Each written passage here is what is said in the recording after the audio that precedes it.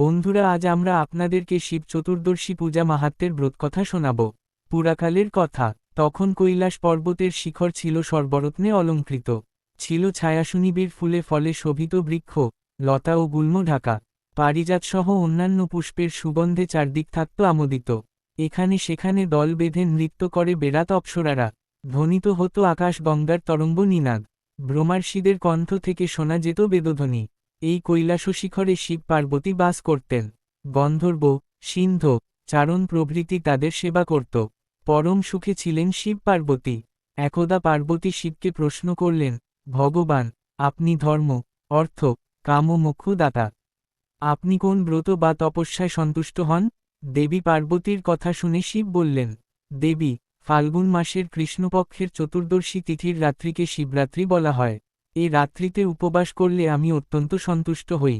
স্নান, বস্ত্র, ধূপ, পুষ্প ও অর্চনায় আমি যতটুকু সন্তুষ্ট হই তার চেয়ে বেশি সন্তুষ্ট হই শিবরাত্রির উপবাসে। তিনি আরও বলেন, ব্রতপালনকারী ত্রয়োদশীতে স্নান করে সংযম পালন করবে। স্বপক্ষ নিরামিষ বা হবিষান্ন ভোজন করবে।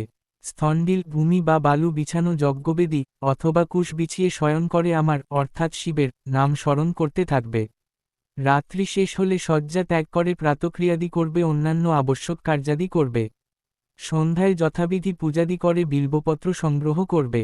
তারপর নিত্যক্রিয়াদি করবে। অতঃপর স্থণ্ডিলে, যজ্ঞবেদিতে, সরোবরে, প্রতীকে বা প্রতিমায় বিল্বপত্র দিয়ে আমার পূজা করবে।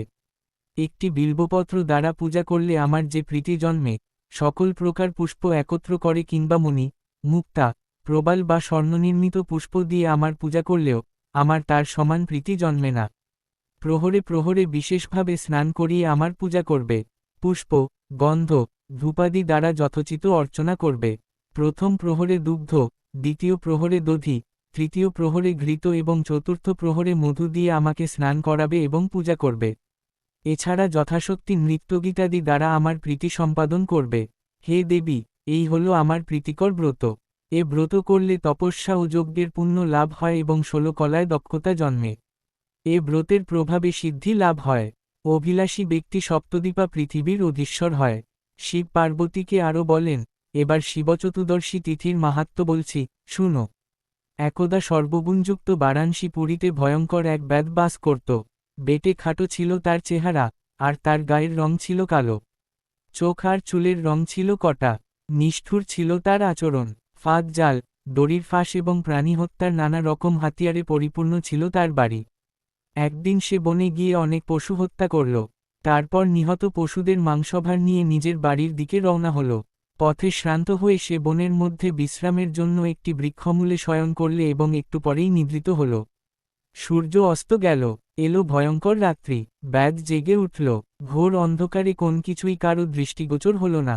অন্ধকারে হাতড়ে হাতড়ে সে একটি শ্রীফলবৃক্ষ অর্থাৎ বিল্ববৃক্ষ পেল। সেই বিল্ববৃক্ষে সে লতা দিয়ে তার মাংসভার বেঁধে রাখল। বৃক্ষতলে হিংস্র জন্তুর ভয় আছে, এই ভেবে সে নিজেও ওই বিল্ববৃক্ষে উঠে পড়ল। শীতে ও ক্ষুধায় তার শরীর কাঁপতে লাগল। এভাবে সে শিশিরে ভিজেই জেগে কাটাল সারা রাত। দৈববশত সেই বিল্ববৃক্ষমূলে ছিল আমার অর্থাৎ শিবের এতটি প্রতীক। তিথিটি ছিল শিবচতুর্দশী, আর ব্যাধ সেই রাত্রি কাটিয়েছিল উপবাসে। তার শরীর থেকে আমার প্রতীকের ওপর হিম বা শিশির ঝরে পড়েছিল। তার শরীরের ঢাকুনিতে বিল্বপত্র পড়েছিল আমার প্রতীকের ওপর। এভাবে উপবাসে বিল্বপত্র প্রদানে এবং শিশিরস্নানে নিজের অজান্তেই ব্যাধ শিবরাত্রিব্রত করে ফেলল। দেবী, তিথিমাহাত্ম্যে কেবল বিল্বপত্রে আমার যে প্রীতি হয়েছিল, স্নান, পূজা বা নৈবেদ্যাদি দিয়েও সে প্রীতি সম্পাদন সম্ভব নয়। তিথি মাহাত্ম্যে ব্যাধ মহাপুণ্য লাভ করেছিল। পরদিন উজ্জ্বল প্রভাতে ব্যাধ নিজের বাড়িতে চলে গেল। কালক্রমে ব্যাধের আয়ু শেষ হল। যমদূত তার আত্মাকে নিতে এসে তাকে যথারীতি যমপাশে বেঁধে ফেলতে উদ্যত হল।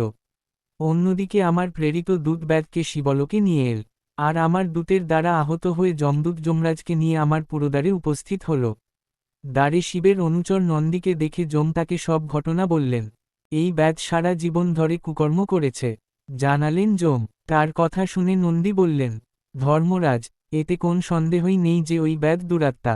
সে সারা জীবন অবশ্যই পাপ করেছে, কিন্তু শিবরাত্রি ব্রতের মাহাত্ম্যে সে পাপমুক্ত হয়েছে এবং সর্বেশ্বর শিবের কৃপা লাভ করে শিবলোকে এসেছে। নন্দীর কথা শুনে বিস্মিত হলেন ধর্মরাজ। তিনি শিবের মাহাত্ম্যর কথা ভাবতে ভাবতে জম্পুরিতে চলে গেল। শিব পার্বতীকে আরও বলিলেন, এই হল শিবরাত্রি ব্রতের মাহাত্ম্য। শিবের কথা শুনে শিবজা হিমালয় কন্যা পার্বতী বিস্মিত হলেন। তিথি শিবরাত্রি ব্রতের মাহাত্ম্য নিকটজনের কাছে বর্ণনা করলেন। তারা আবার তা ভক্তি ভরে জানালেন পৃথিবীর বিভিন্ন রাজাকে। এভাবে শিবরাত্রি ব্রত পৃথিবীতে প্রচলিত হল। সকল ভক্তবৃন্দ একবার হাত জোর করে বলুন হর হর মহাদেব, ওম নমো পার্বতী পতে। শিবচতুর্দশীর এই ব্রতকথা আপনাদের ভালো লাগলে অবশ্যই লাইক করুন, সাথে চ্যানেলটিকে সাবস্ক্রাইব করতে একেবারেই ভুলবেন না।